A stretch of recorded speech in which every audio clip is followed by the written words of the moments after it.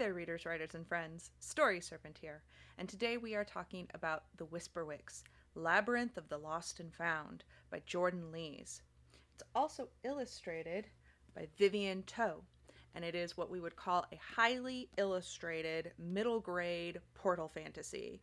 It was published in 2024 by Penguin Random House in Great Britain, and if you've been paying attention to the channel, you know what's in store then. It was simultaneously published in 2024 via Simon & Schuster in the United States, and it came out, to the best of my knowledge, in paperback immediately. They didn't even do a hardback release in the United States. That's how confident they were in this story. But before we get into all that, today's random words are like, share, subscribe, cartography. So, what does this book have to say about itself besides the fact that it is a Barnes & Noble special edition? It began with the crack in the wall. 11-year-old Benjamiah Creek believes in science, logic, and the power of reason. He definitely does not believe in magic, but when he receives a mysterious doll in the mail, a doll that can transform into a bird, he is led into an impossible and most definitely magical world. Rhythenworld. Rhythenworld is a dangerous place, and it holds many secrets within its labyrinthine walls.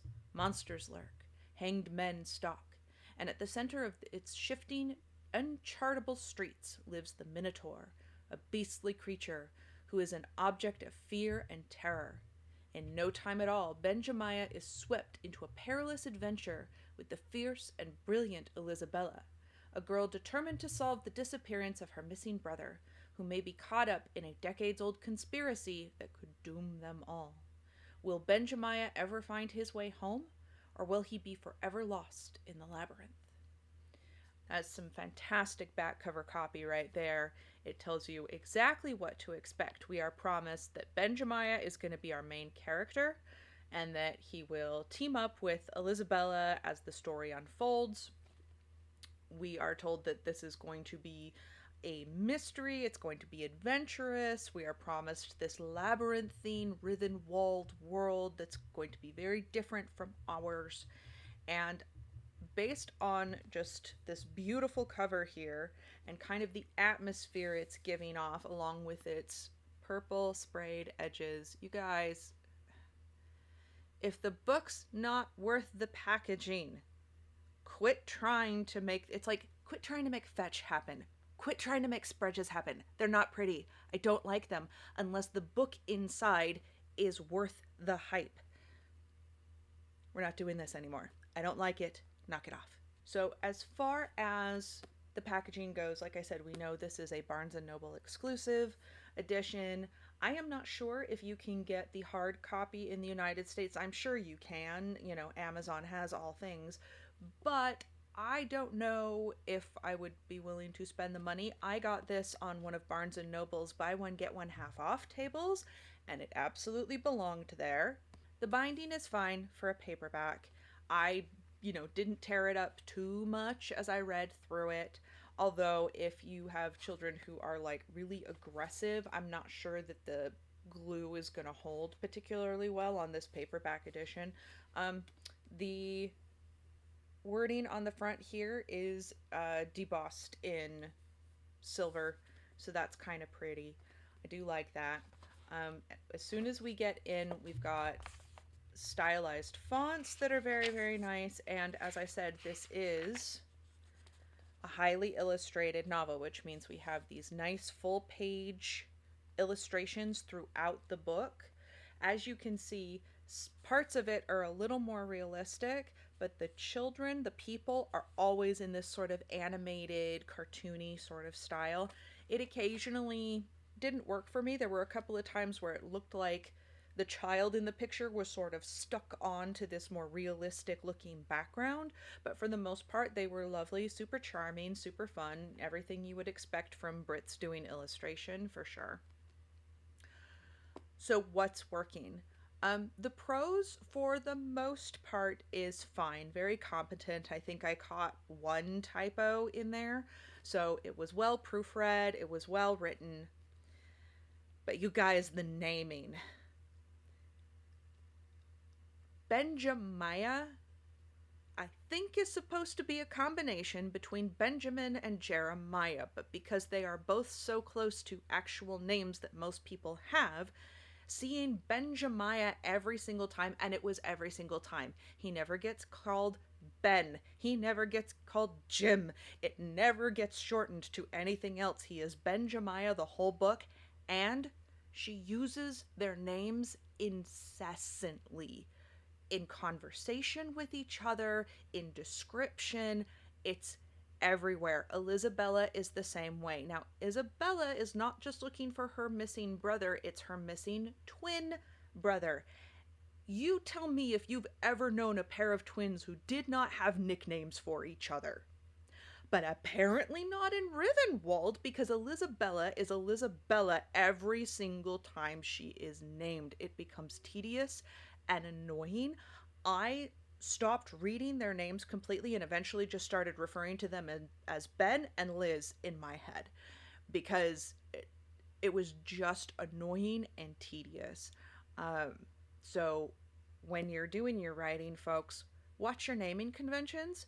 If you're going to use names that are close to real names, just use real names. Use Benjamin, use Jeremiah.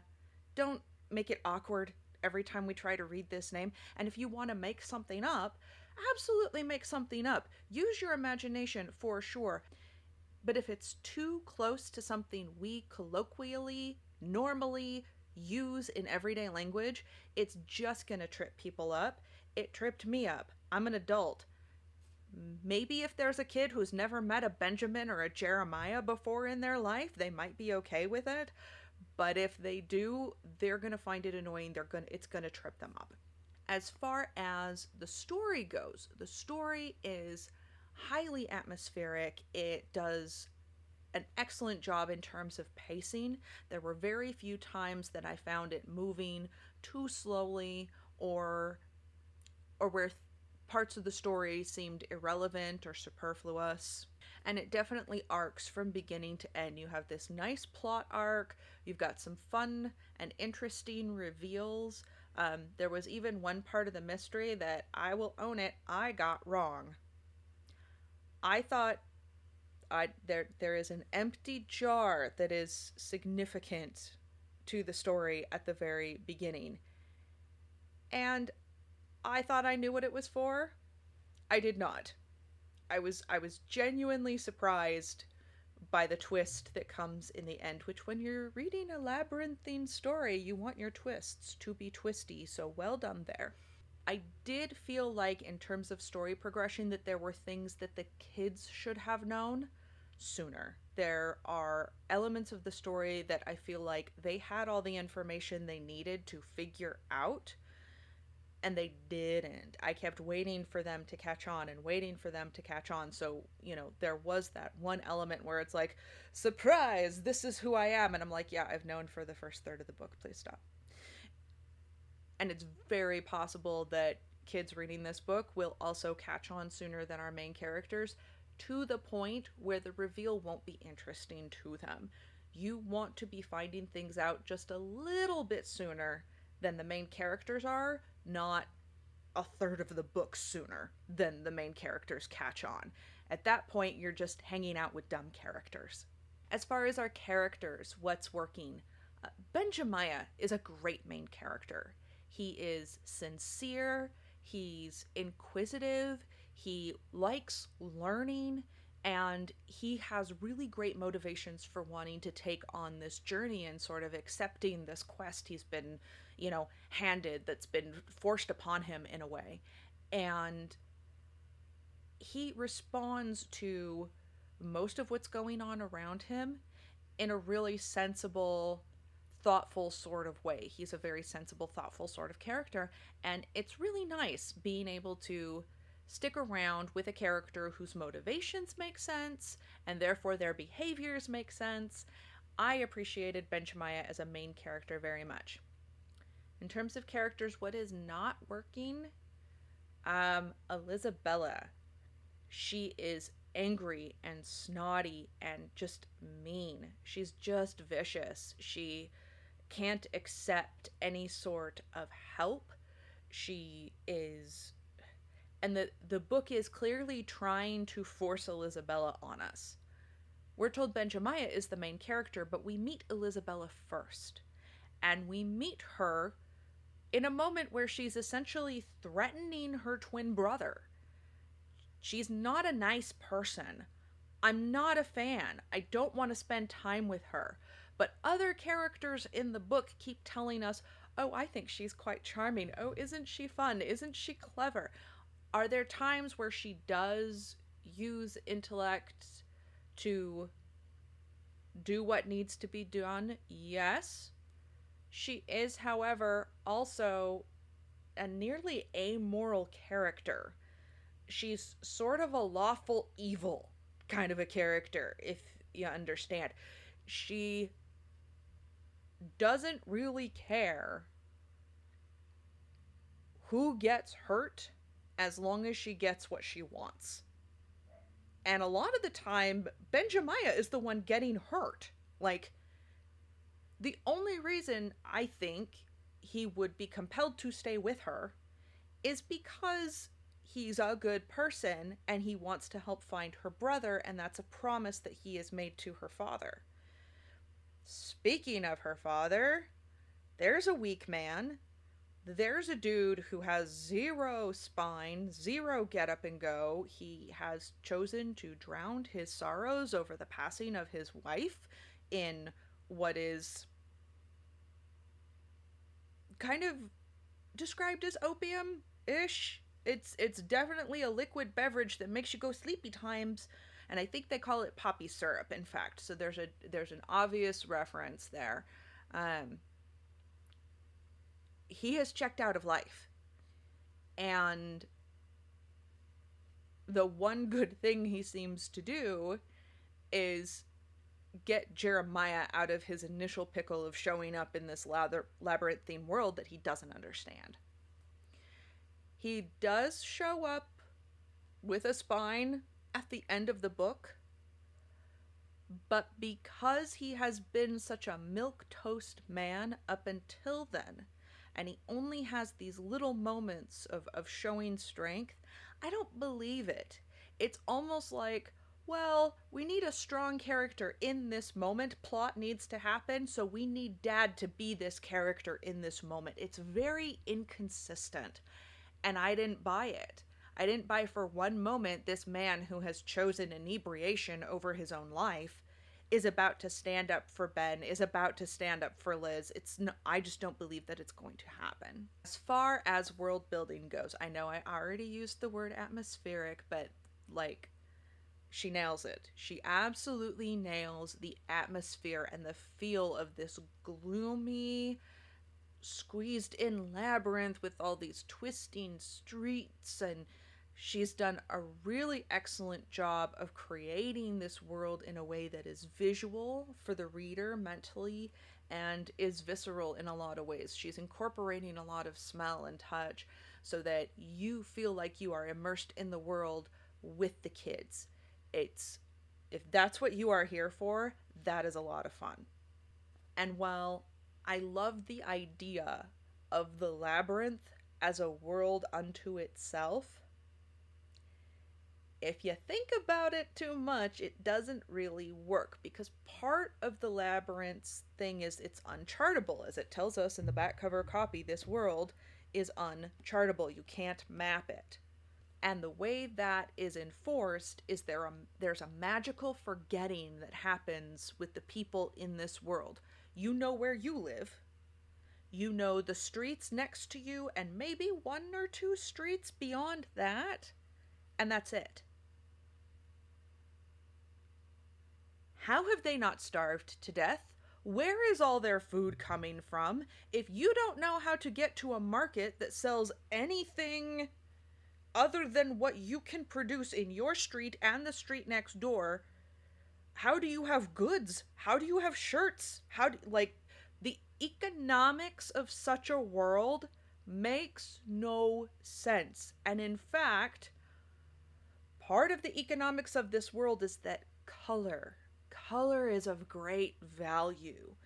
People will sell the colors of their eyes for a very high price when they are in most need. If they're getting, the people who are destitute because they've sold the colors of their eyes, which is an interesting and a compelling idea.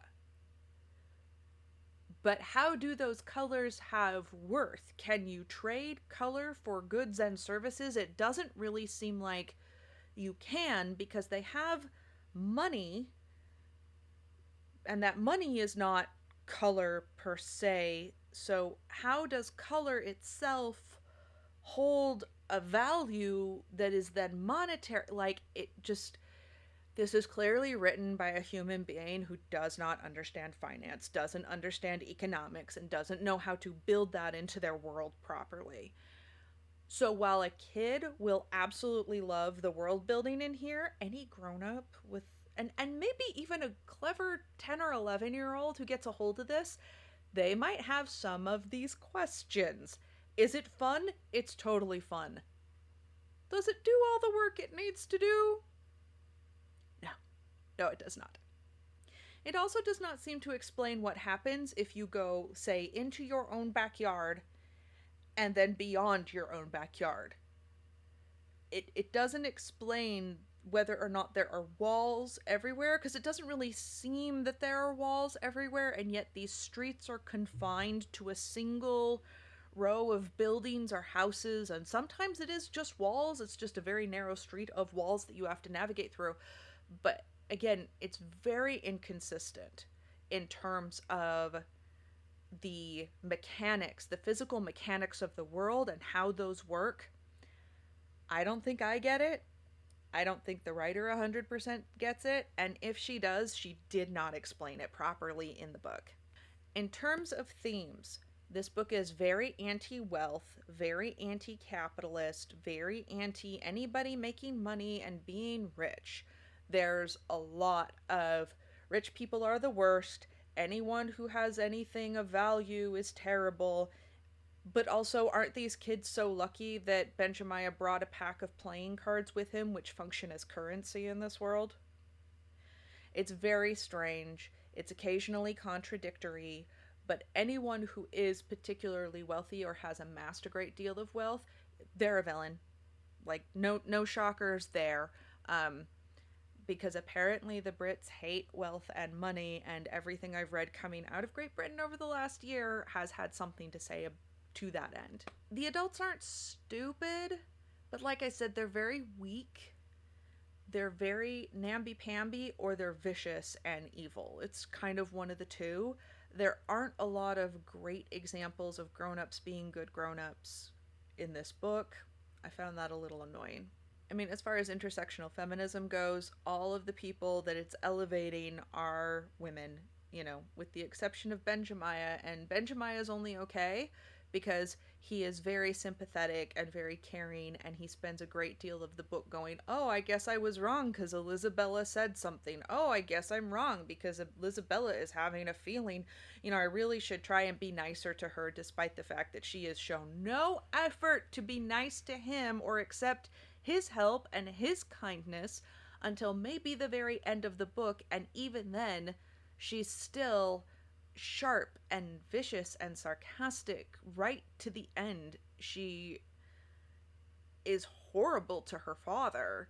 So, I mean, if she were she was the only member of my family left, I would 100% drink myself into a stupor, because that's a miserable existence.